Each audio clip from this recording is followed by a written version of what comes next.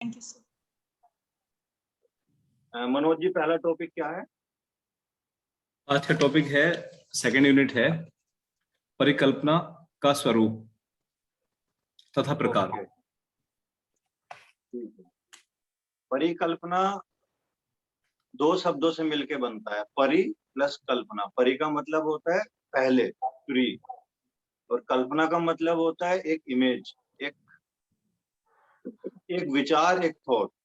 यानी हम क्या करते हैं, चारों ओर या चारों दिशाओं में जो सोचते हैं किसी प्रयोग का उत्तर पाने के लिए, उस उत्तर या समाधान को सोचने के क्या बोलते हैं, परिकल्पना। यानी किसी संबंधित समस्या के समाधान को जब हम पहले सोचते हैं प्रॉब्लम को, तो उस घटना को बोलते हैं परिकल्पना।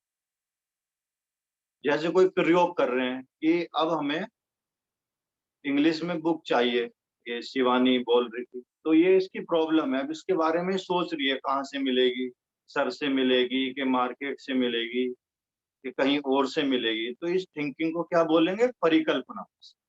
समस्याओं के आंसर के लिए जब हम पहले से सोचते हैं उत्तर ढूंढने के लिए, तब क्या बनती है, परिकल्पना।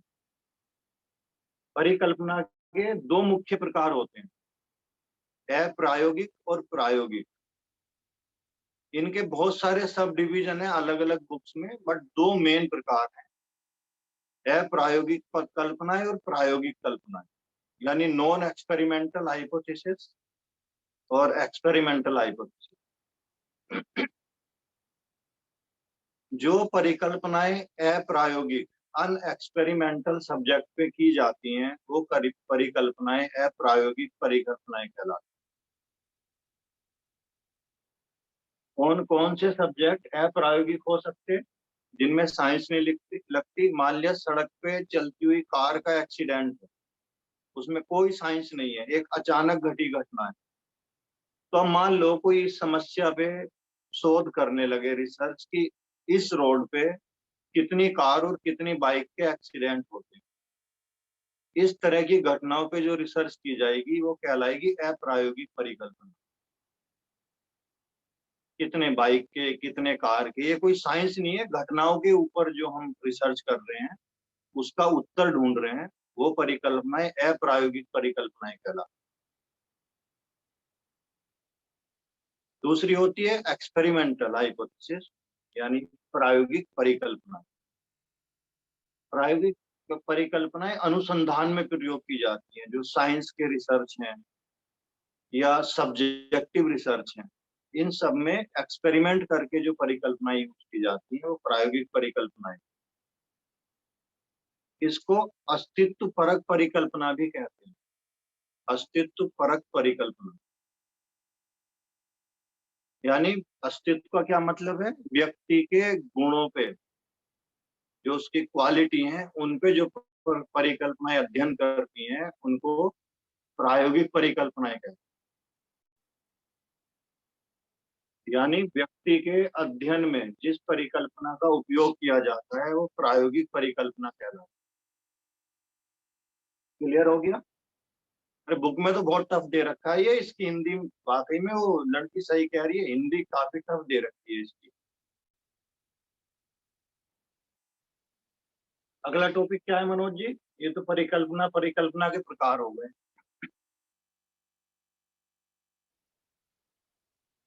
आवाज नहीं आ रही मनोज जी आपकी, बंद है शायद। अगला टॉपिक है प्रतिदर्श चयन का अर्थ तथा महत्व। ओके, इसकी विधियां भी जरूर दी हुई होंगी, फिर ये अकेला सवाल नहीं आता। प्रतिदर्श चयन का महत्व, हाँ विधियां भी है, प्रसंभाविता तथा अप्रसंभाविता प्रतिदर्श चयन की प्रविधियां। वो मैं आपको बता दूं, इसमें एक गलत शब्द लिखा हुआ है, सिलेबस में मिस प्रिंट है, असंभाविता प्रसंभाविता नहीं होता, वो संभाविता और असंभाविता सिद्धांत है, इसमें मिस प्रिंट हो गया है वो। हाँ, और इनकी भी विधियां होती हैं, तो ये काफी लंबा टॉपिक है आपका, मतलब इन विधियों की भी विधियां होती हैं। चलो बता दे। देखिए, प्रतिदर्श का मतलब होता है सैंपलिंग। सैंपलिंग किसको बोलते हैं? नमूने को, जैसे हम 50 लोग हैं और 50 में से हमें 5 लोग चुनने हैं किसी एक्सपेरिमेंट के लिए, तो वो 50 में से जो 5 लोग होंगे वो सैंपलिंग कहलाएगी। यानी एक नमूने को चुनना, जैसे आपका ब्लड का सैंपल लेते हैं ना, और बहुत सारी रिपोर्ट करनी हो, तो 10 रिपोर्ट में से 2 रिपोर्ट के लिए जो सैंपल लिया जाएगा वो सैंपलिंग कहलाती है, प्रतिदर्श। इनका उपयोग परिकल्पनाओं के लिए किया जाता है। हाइपोथेसिस को प्रूव करने के लिए सैंपलिंग ली जाती है, प्रतिदर्श।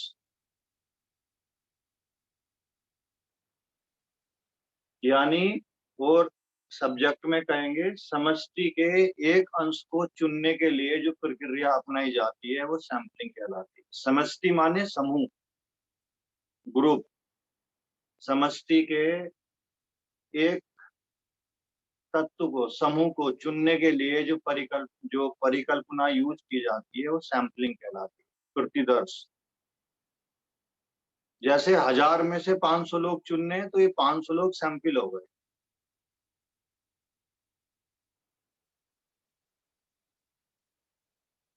क्लियर हो गया? अब इसके इसके प्रकार होंगे आगे। इसका महत्व होगा शायद, महत्व बता रहे थे ना, हाँ, प्रतिदर्श का महत्व। प्रतिदर्श का महत्व। हाँ, इसके 3 मुख्य महत्व हैं। पहला, प्रयोगों में इसको उपयोग करने से शुद्धता बढ़ती है।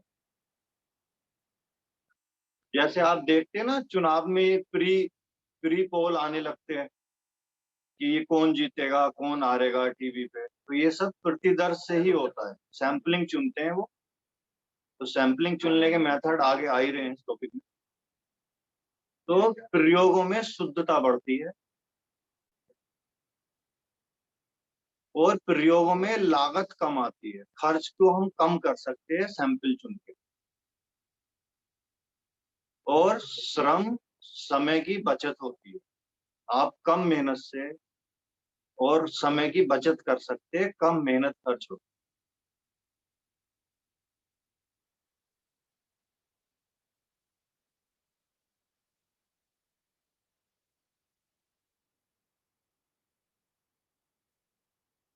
अब है प्रतिदर्श के प्रकार।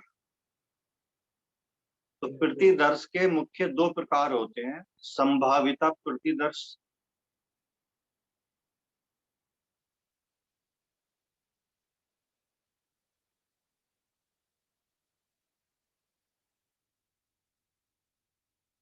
देखिए ना, संभाविता प्रतिदर्श। देखिए, संभाविता प्रतिदर्श क्या होता है, ये संभावना शब्द से बना, ये लिखना मत, समझ लो। संभावना का मतलब होता है पॉसिबिलिटी। किस चीज की पॉसिबिलिटी? संभावना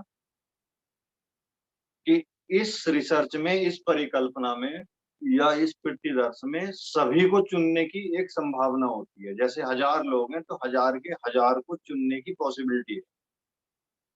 तो क्या बोलते हैं इसको? किसी समूह के अंतर्गत प्रत्येक व्यक्ति को चुने जाने की संभावना होने के कारण इसको संभाविता प्रतिदर्श कहते हैं। यानी इसमें हम छटनी नहीं करते ना छांटते, सभी चुने जा सकते हैं इसमें, इसलिए इसको संभाविता प्रतिदर्श कहते हैं।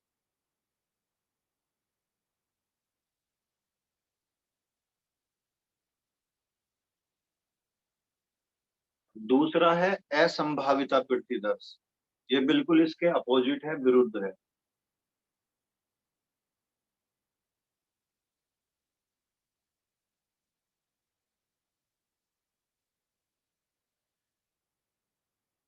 असंभाविता प्रतिदर्श क्या होता है? जिसमें समूह में से हर किसी के चुने जाने की संभावना नहीं होती।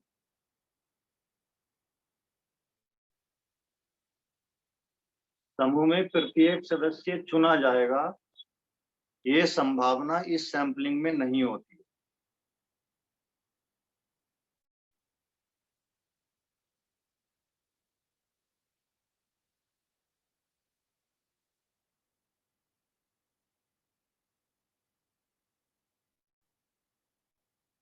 अब इनकी विधियां होती हैं।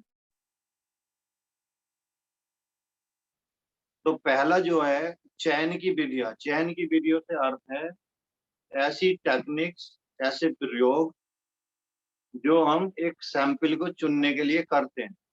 तो जो आपने अभी पढ़ा है संभाविता और असंभाविता, इनकी अपनी अपनी विधियां हैं। तो संभाविता चयन की मुख्यतः 4 विधियां प्रयोग की जाती हैं।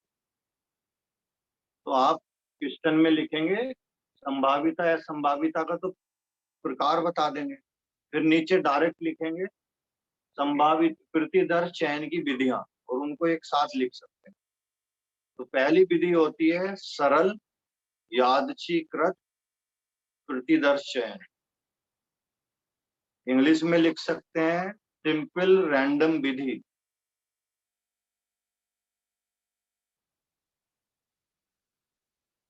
हिंदी में लिख लें सरल यादृच्छिकरण, रैंडमाइजेशन को यादृच्छिकरण बोलते हैं, या दामे नीचे रा आधा चा और छापे छोटी की मात्रा और का, यादृच्छिक,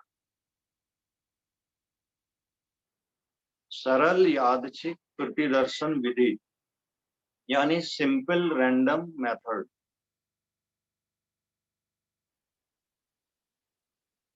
सरल का मतलब सरल है, सिंपल है, यानी किस चीज के लिए सरल विधि कही गई है?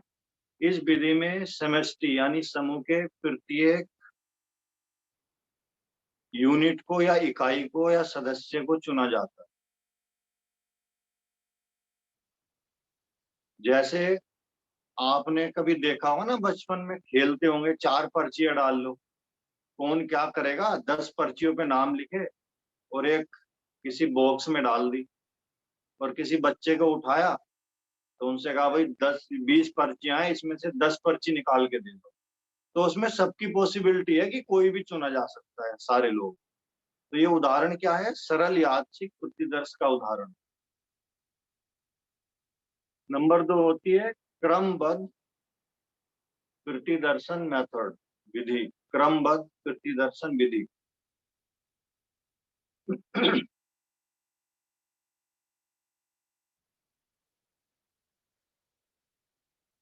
क्रमबद्ध से ही पता है कि इसमें जब किसी समूह को चुना जाता है तो क्रमबद्ध तरीके से और व्यवस्थित तरीके से चुनते हैं,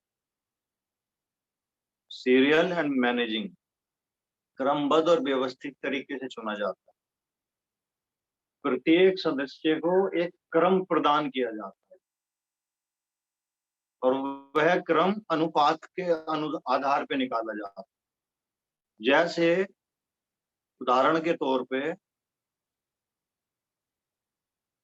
200 लोगों के समूह में से हमें 20 लोग चुनने हैं, तो हम क्या करेंगे? 20 से भाग देंगे, 200 को मल्टीप्लाई नहीं, डिवीजन करेंगे, और क्या करेंगे उसकी जगह? फिर क्या आएगी संख्या? 200 को 20 से भाग दिया, 10 आ गई, तो हर 10वां आदमी चुना जाएगा 200 की भीड़ में से। तो उनको हमने क्रम संख्या दे दी, हर 10वां आदमी नंबर 1, हर 20वां आदमी नंबर 2, हर 30वां आदमी नंबर 3, ऐसे एक क्रम दे देंगे उस भीड़ में से। तो ये कहलाती है क्रमबद्ध प्रतिदर्शन चयन। तीसरा होता है स्तर के अनुसार प्रतिदर्श चयन, स्तर, आधा सा ता और रे, स्तर के अनुसार प्रतिदर्श चयन।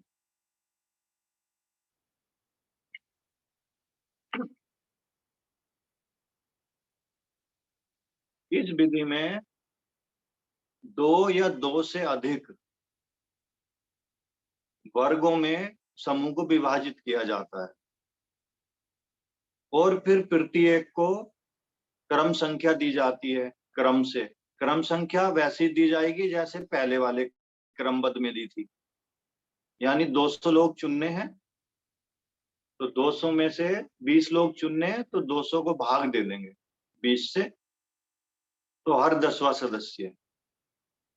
बट उन जो सदस्य हैं जो 20 हैं, उनको 2 भागों में विभाजित कर देंगे, 2 ग्रुप बना लेंगे उस सैंपलिंग के। तो यह स्तर के अनुसार प्रतिदर्श है। क्लियर हो रहा है ना? नंबर 4 विधि होती है समूह प्रतिदर्श चयन।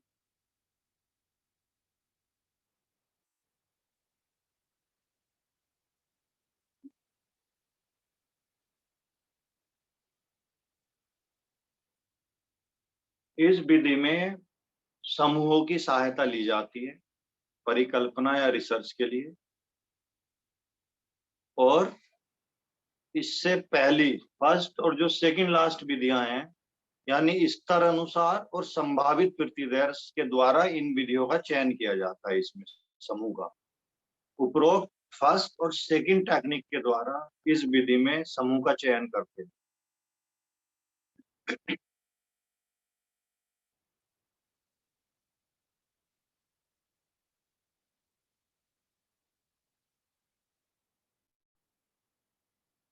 जैसे यदि किसी स्कूल में 12 के छात्रों का अध्ययन करना हो, तो इसके जो क्षेत्र होंगे, जो समूह होंगे, इस विधि के द्वारा चयन करके हम उनके ग्रुप बनाए।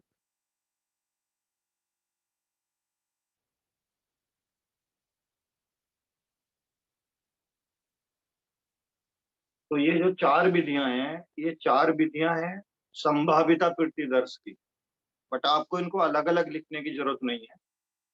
फिर 3 विधियां होती हैं असंभाविता प्रतिदर्श चयन में। उसकी कौन सी विधि है? पहली असंभाविता प्रतिदर्श चयन की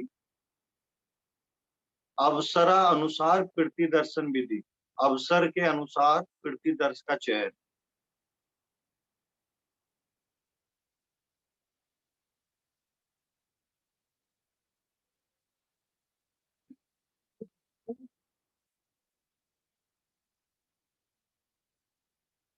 ये क्या होती है?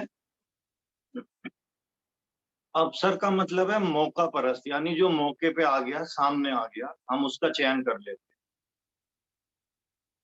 हैं। इस विधि में जो भी समूह के लिए सामने आ जाता है उसका हम चयन कर लेते हैं।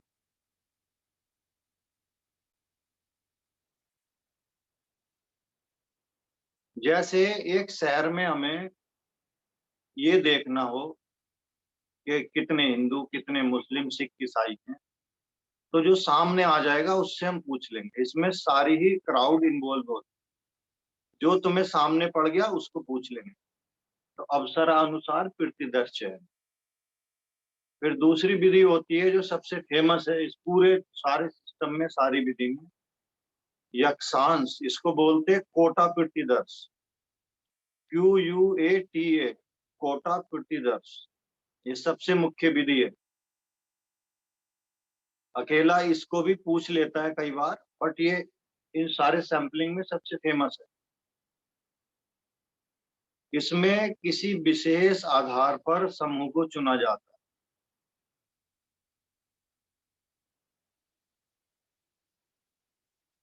और समूह को प्रतिशत मात्रा में चुनते हैं हमेशा। जैसे हमें ये जानना है कि आपके शहर में किस जाति के कौन से कितने लोग रहते हैं, तो उसकी सैंपलिंग जो हम करेंगे तो कैसे करेंगे? यानी हमें उस सैंपलिंग में परसेंटेज देनी होगी कि 50% हिंदू रखने हैं भीड़ में से, 30% हमें मुस्लिम रखने हैं, और 10-10% हमें, या 15-15% हमें अदर्स रखने हैं।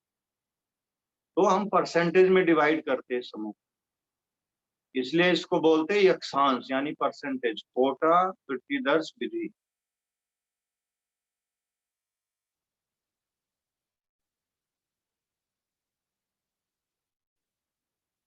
तीसरी होती है प्रयोगात्मक प्रतिदर्शन चयन, या इसको बोलते हैं प्रयोजनात्मक, प्रयोजनात्मक प्रतिदर्श चयन विधि। इस विधि की एक मुख्य खासियत है या विशेषता है कि प्रयोगकर्ता अपने उद्देश्य के अनुसार ही इसमें चुनाव करता है। मान लिया तुम्हें विशेष एक स्ट्रीम पे या एक विशेष ब्रांच पे शोध करना है, तो अपने शोध के जो उद्देश्य पूरे कर रहा हो जो भीड़, उसमें से ही चुनेगा, सबको नहीं चुनेगा।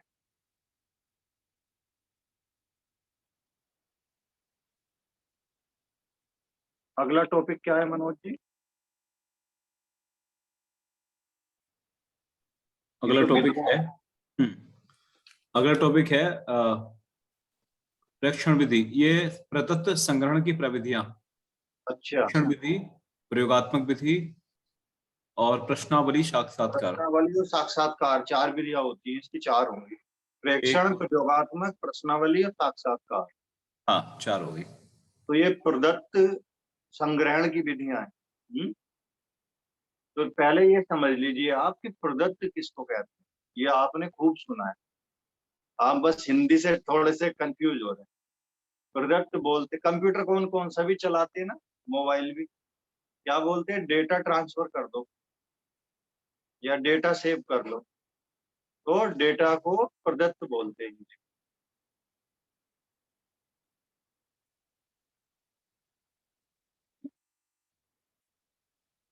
प्रदत्त यानी डेटा को इकट्ठा करना, ये होता है प्रदत्त। और इसके इकट्ठी करने की जो विधियां हैं उनको बोलते हैं प्रदत्तीकरण।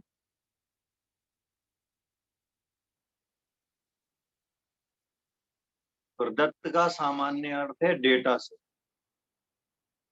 और प्रदत्त संग्रहण का अर्थ है जिन विधियों के द्वारा हम डेटा को कलेक्ट करते हैं, उन विधियों को प्रदत्त संग्रहण की विधियां कहा जाता है। सबको समझ में तो आ रहा है ना?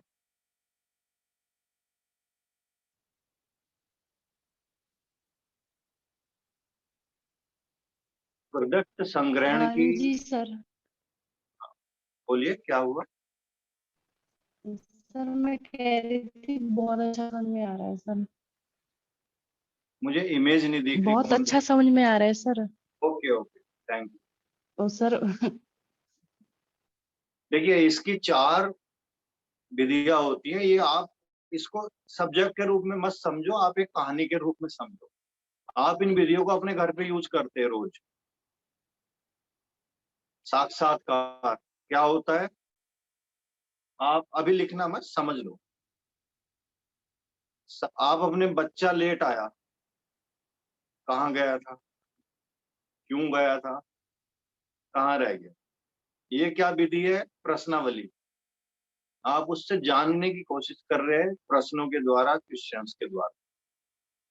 साक्षात्कार, आप सबने इंटरव्यू दिए होंगे ऑफिस में, जॉब के लिए, या आपसे कोई घर पे भी क्वेरी करता है। जैसे होम मैनेजमेंट है, नमक कहाँ रखना है, कोई सवाल कर रहा है, किचन कहाँ बनेगी, हम कारपेंटर से सवाल कर रहे हैं। ये क्या है? साक्षात्कार, इंटरव्यू ले रहेगा। प्रेक्षण विधि, प्रेक्षण का मतलब होता है किसने कैसा क्या काम किया, उसको हम ऑब्जर्व कर रहे हैं। और चौथी विधि कौन सी है? प्रयोगात्मक विधि।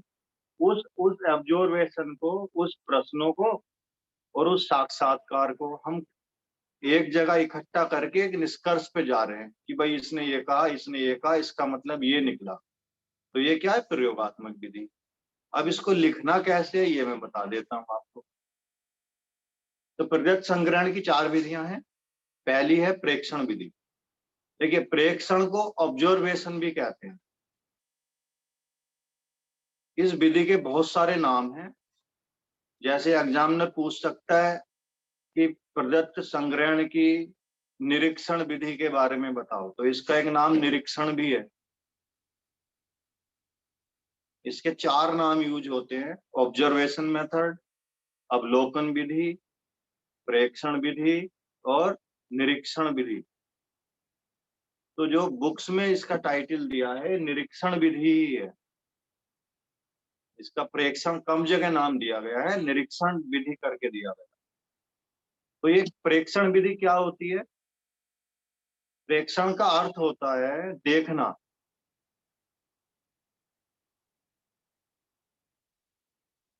अब जैसे अभी लिखना मत, समझने के लिए समझ लो।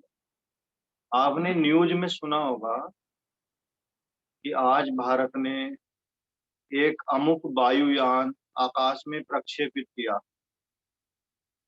प्रक्षेप से बनाए प्रेक्षण से बनाए प्रक्षेपित, यानी वो वायुयान क्या करेगा, ऊपर जाके देखेगा सब कुछ, मंगल पे चांद पे क्या हो रहा है। तो प्रेक्षण का मतलब है देखना, ये लिख लो आप। प्रेक्षण का अर्थ है देखना। इसमें मानवीय व्यवहारों का, ह्यूमन बिहेवियर का अध्ययन किया जाता है और उसको देखा जाता है इस विधि में।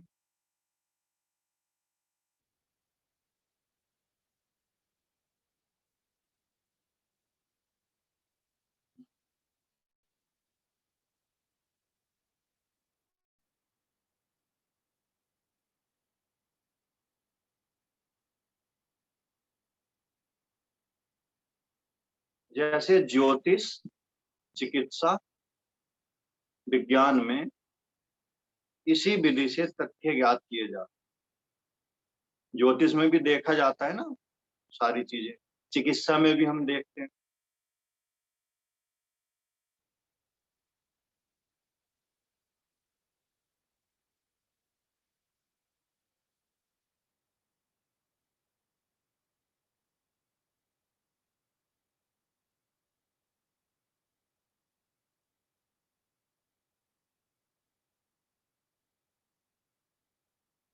दूसरी विधि है प्रयोगात्मक विधि।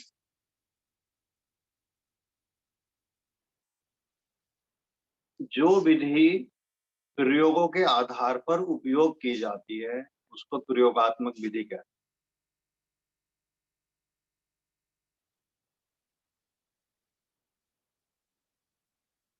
इसकी क्या विशेषता होती है? इस विधि में कोई भी प्रयोगकर्ता प्रयोग को प्रभावित करने वाले सभी कारकों पर या कारणों पर पूरा नियंत्रण रखता है। यानी जिस विधि में भी नियंत्रण रखा जाता है एक्सपेरिमेंट में, वो प्रयोगात्मक विधि कहलाती है। फिर बता देता हूँ। जो प्रयोगों के आधार पे उपयोग की जाती है वो प्रयोगात्मक विधि कहलाती है। इस विधि में प्रयोगकर्ता किसी भी प्रक्रिया को प्रभावित करने वाले कारणों पर पूर्ण नियंत्रण रखता है। क्लियर हो गया?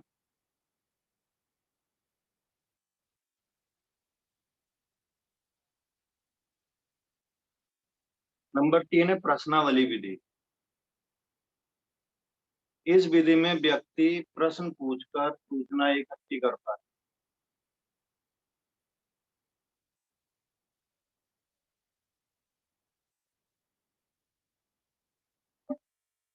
इस विधि में व्यक्ति प्रश्न पूछकर सूचना इकट्ठी करता है। इसका उपयोग इंडिविजुअल और क्राउड, यानी समूह और व्यक्तिगत, दोनों प्रकार से हो सकता है।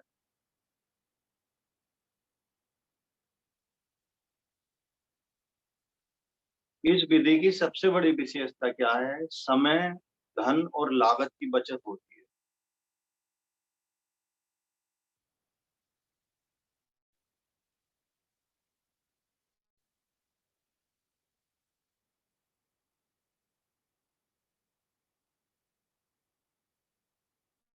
हो गया क्लियर?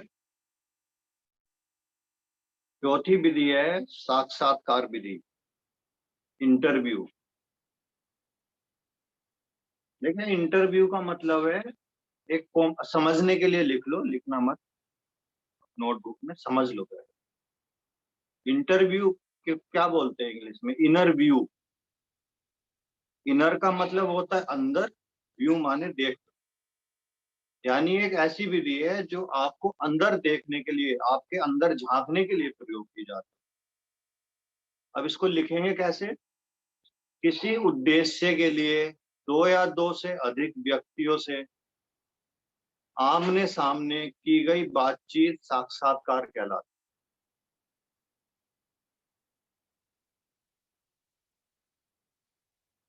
है। यह साक्षात्कार विधि कहलाती है। किसी उद्देश्य के लिए दो या दो से अधिक व्यक्तियों से आमने सामने की गई बातचीत साक्षात्कार विधि कहलाती। लिख लिया? यह एक प्रकार की मौखिक विधि है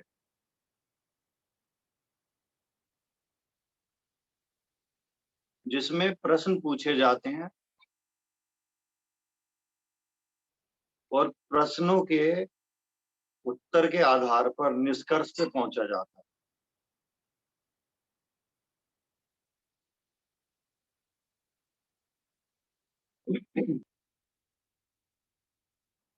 यह साक्षात्कार विधि है। इन सभी विधियों का उपयोग हम किस में करते हैं? जितनी भी विधियां हैं चार, डेटा को इकट्ठा करने के लिए। डेटा क्यों इकट्ठा करना पड़ता है? ताकि हम शोध कर सकें, रिसर्च कर सकें।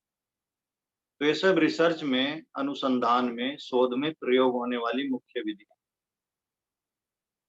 मनोज जी, और कोई टॉपिक तो नहीं है इसमें थर्ड यूनिट में? नहीं, ये सारे टॉपिक क्लियर हो गए। सेकंड यूनिट के सारे टॉपिक क्लियर। मुझे लगता है समझ में आ गया होगा, दोबारा पूछने की जरूरत नहीं है।